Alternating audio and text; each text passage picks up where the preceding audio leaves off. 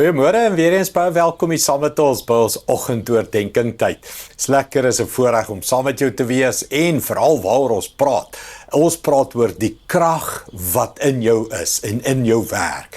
En ek moet sê, dit kom uit my altaartyd uit, in die oggende wat ek stilte tyd hou, kom daar 'n krag in my wat my motiveer vir die dag en wat my energie gee en wat my gedryf hou en gefokus hou, en ek kan baie praat oor daai oggende stilte tyd, hoe dit net my hele dag vorm, en daar kom krag by my.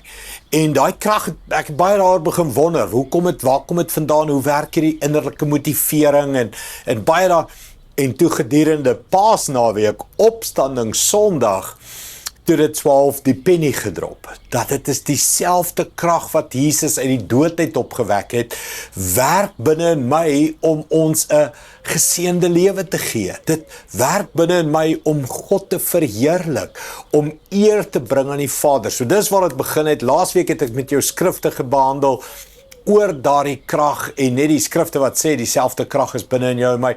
Hierdie week wil ek so 'n bietjie met jou praat oor wat doen hierdie krag. Nou, dit doen baie goed, maar probeer verduidelik wat doen hierdie krag. En die eerste is, dit maak plekke van dood weer lewendig in jou lewe. Want Romeine 6:23 sê, want wat die sonde uitbetaal is die dood. Maar God se genadegeskenk is die ewige lewe wat ons deel word deur Christus Jesus, ons Here. Die ou vertaling sê die loon van die sonde is die dood. Mens, ek en jy het dood in soveel fasette van ons lewe, fasette van ons menswees.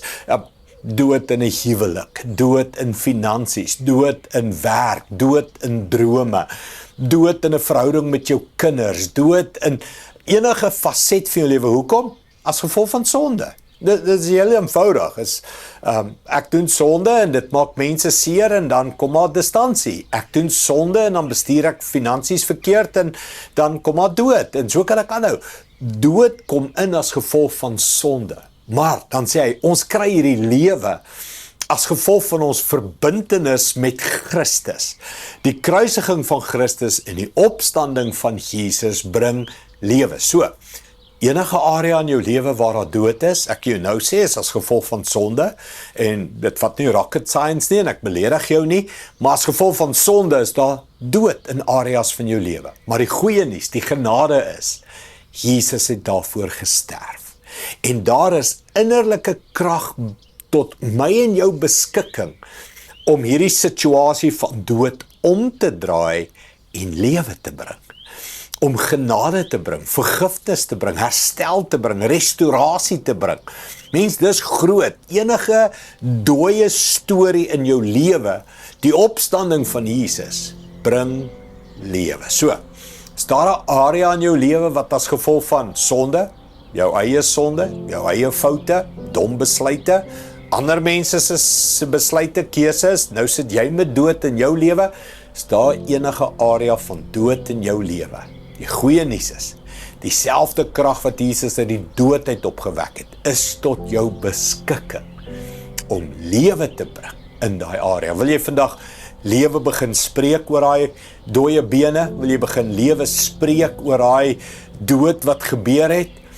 Begin vandag en bid dit en glo dit. Hierdie week, die krag van Jesus bring dooie gebiede weer tot lewe. Kom ons bid dit. Hemelse Vader, ons is almal sondaar, en dit beteken, ons het almal areas van dood. Party van ons finansies is dood, party van ons werksomstandighede, party van ons verhoudings, huwelike, ouer-kind verhouding, broer-susters verhouding, so kan ons aanhou.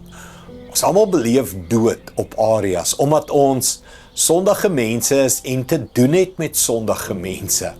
Maar Here, dis die goeie nuus van die kruis. Die kruis van Jesus bring lewe. En ek het daai krag binne in my, daai opstandingskrag binne in my. Ek het die vermoë binne in my, dat daar lewe kan kom in my finansies, lewe kan kom by my werk, lewe kan kom in my huwelik, lewe kan kom met my kinders.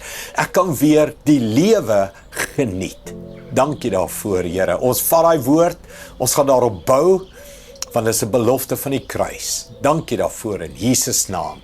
Amen. Dank liewe vriende. Sien jou weer môre. Trots geborg deur Evergreen Turf.